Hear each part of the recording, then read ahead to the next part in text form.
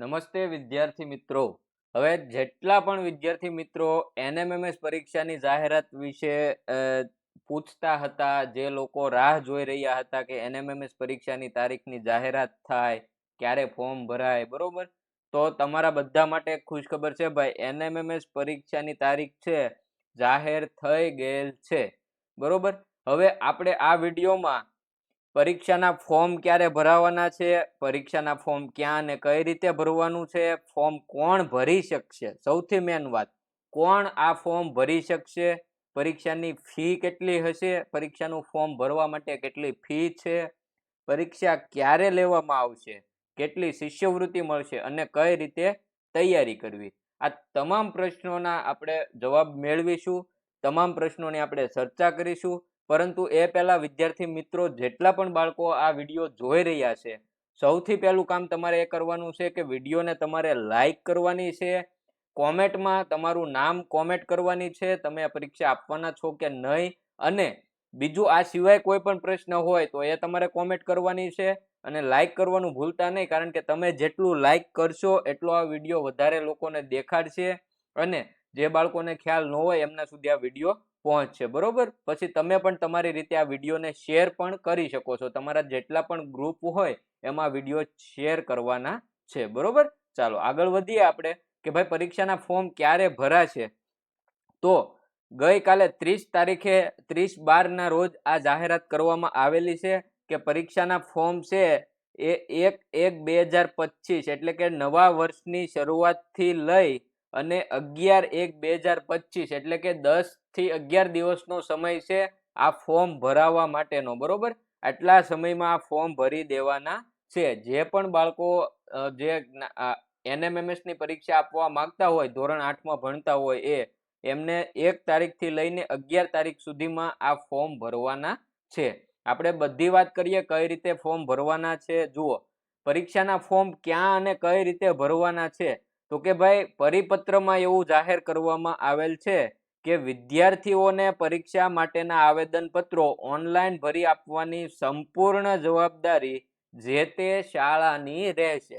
એટલે કે બાળ મિત્રો જેટલા પણ બાળકો આ વિડીયો જોઈ રહ્યા છે એ તમારા એનએમએમએસ પરીક્ષાના ફોર્મ છે એ આવેદન પત્ર ઓનલાઈન ભરવાની સંપૂર્ણ જવાબદારી છે એ જે તે શાળામાં તમે અભ્યાસ કરો છો એ શાળાની રહેશે. એટલે કે તમારા ફોર્મ છે એ તમારી શાળામાંથી જ ભરી આપવામાં આવશે, બરોબર. જે પણ બાળકોને એવો ડાઉટ હતો કે અમારે ફોર્મ કઈ રીતે ભરવા, તો મિત્રો તમારા ફોર્મ છે તમારી શાળામાંથી જ ભરવામાં આવશે.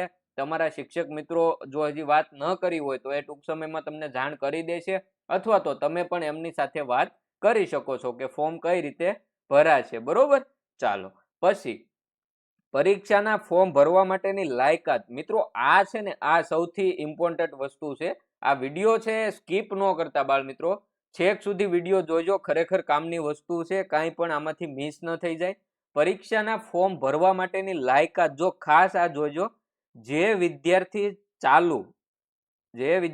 ચાલુ શૈક્ષણિક વર્ષમાં ધોરણ 8માં સરકારી પ્રાથમિક શાળા, લોકલ બોડી શાળાઓ એટલે કે જે જિલ્લા પંચાયત, મહાનગરપાલિકા, નગરપાલિકાની શાળાઓ છે એ તથા ગ્રાન્ટેડ પ્રાથમિક શાળાઓમાં અભ્યાસ કરતા હોય તેવા વિદ્યાર્થીઓ પરીક્ષા આપી શકશે. ભાઈ ખાસ યાદ રાખજો, જે બાળકો ધોરણ 8માં સરકારી પ્રાથમિક શાળા, લોકલ બોડી શાળા એટલે કે જે જિલ્લા પંચાયત, મહાનગરપાલિકા અથવા તો નગરપાલિકાની શાળાઓ છે તેવી શાળાઓ અને બીજી ગ્રાન્ટેડ પ્રાથમિક શાળાઓમાં જો અભ્યાસ કરતા હોય તો તેવા વિદ્યાર્થીઓ આ પરીક્ષા આપી શકે છે. જનરલ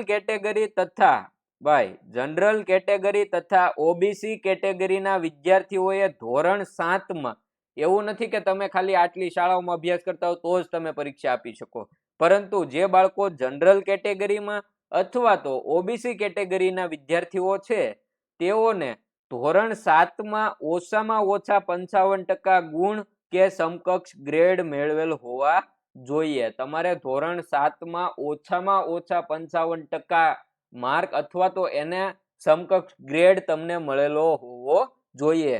પછી અનુસૂચિત જાતિ છે એસસી અને અનુસૂચિત જનજાતિ એસટી કેટેગરીના જે બાળકો છે એને ધોરણ 7માં ઓછામાં ઓછા 50% ગુણ કે એને સમકક્ષ ગ્રેડ મેળવેલ હોવા જોઈએ, તો જ તમે આ ફોર્મ ભરવા માટે લાયક છો, બરોબર. તમારી લાયકાત આટલી હોવી જોઈએ કે તમારે ધોરણ 7માં જનરલ કેટેગરી અથવા તો ઓબીસી હોય તો ધોરણ 7માં 55% ગુણ અથવા તો એને સમકક્ષ ગ્રેડ હોવો જોઈએ.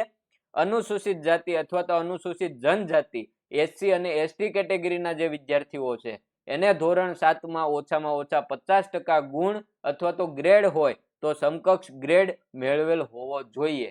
બીજું, ખાસ નોંધ ભાઈ, ખાસ નોંધ, ખાનગી શાળાઓ એટલે કે પ્રાઇવેટ શાળાઓ, સેલ્ફ ફાઇનાન્સ શાળાઓ, કેન્દ્રીય વિદ્યાલય, જવાહર નવોદય વિદ્યાલય તથા જે શાળાઓમાં રહેવા, જમવા અને અભ્યાસની સગવડ પૂરી પાડવામાં આવતી હોય તેવી કેન્દ્ર અથવા તો રાજ્ય સરકારની સંસ્થાઓ દ્વારા ચાલતી નિવાસી શાળાના વિદ્યાર્થીઓ આ પરીક્ષામાં આવેદન ફોર્મ ભરી શકશે નહીં.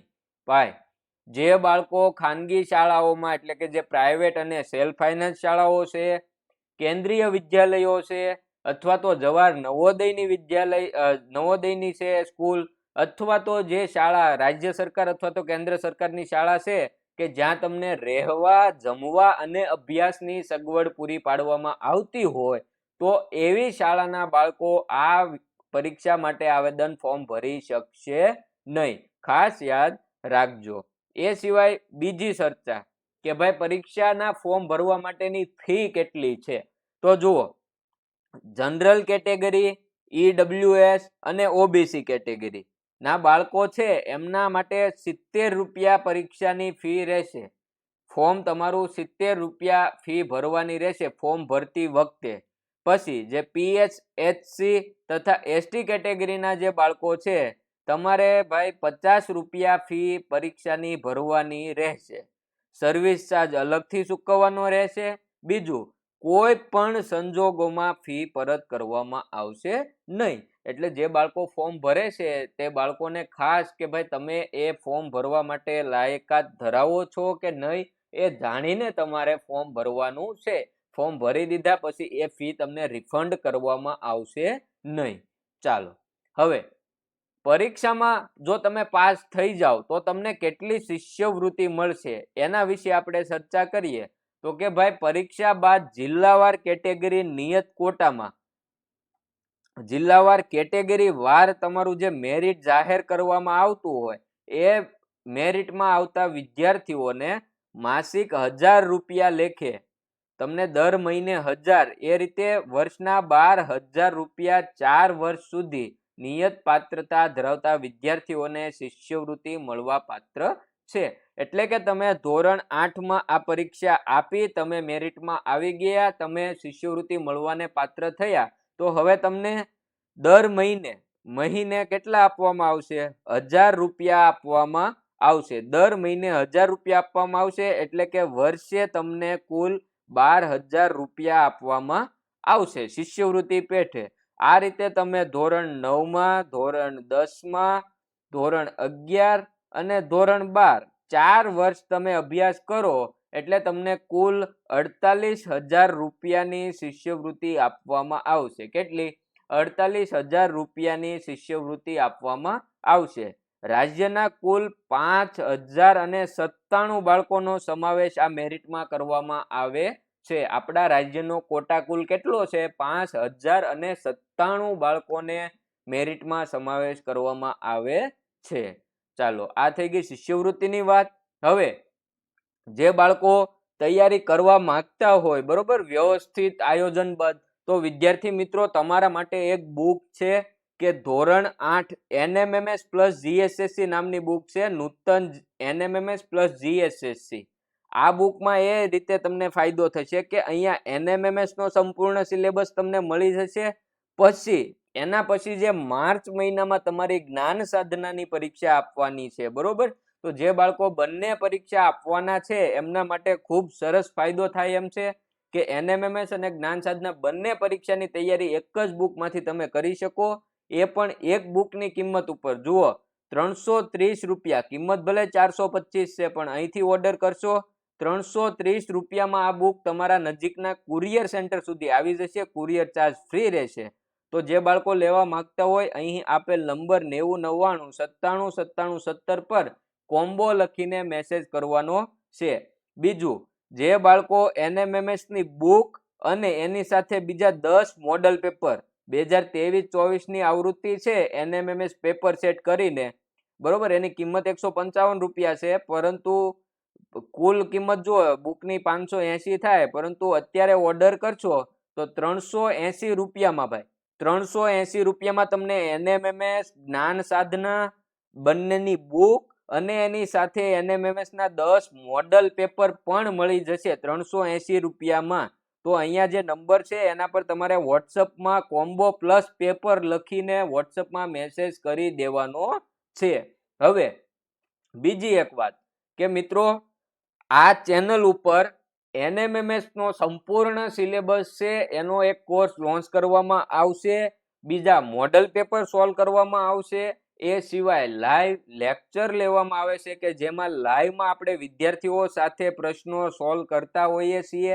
તો એ બધી વિડીયો તમને મળતા રહે એટલા માટે તમારે ચેનલને પહેલા તો સબસ્ક્રાઇબ કરી દેવાની છે. ચેનલને સબસ્ક્રાઇબ કરી દેજો. બીજું, અમે આની ટેસ્ટ લઈએ છીએ, NMMS ની ફ્રી ટેસ્ટ લઈએ છીએ. મોડલ પેપર આવતા હોય છે એ આપણા વોટ્સઅપ ગ્રુપમાં આવતા હોય છે. તો વોટ્સઅપ ગ્રુપમાં જોડાવા માટેની લિંક તમને ડિસ્ક્રિપ્શન બોક્સમાં મળી જશે, અથવા તો અહીંયા તમને જે નંબર દેખાય છે એના પર તમારે વોટ્સઅપમાં ગ્રુપ લખીને મેસેજ કરી દેવાનો છે.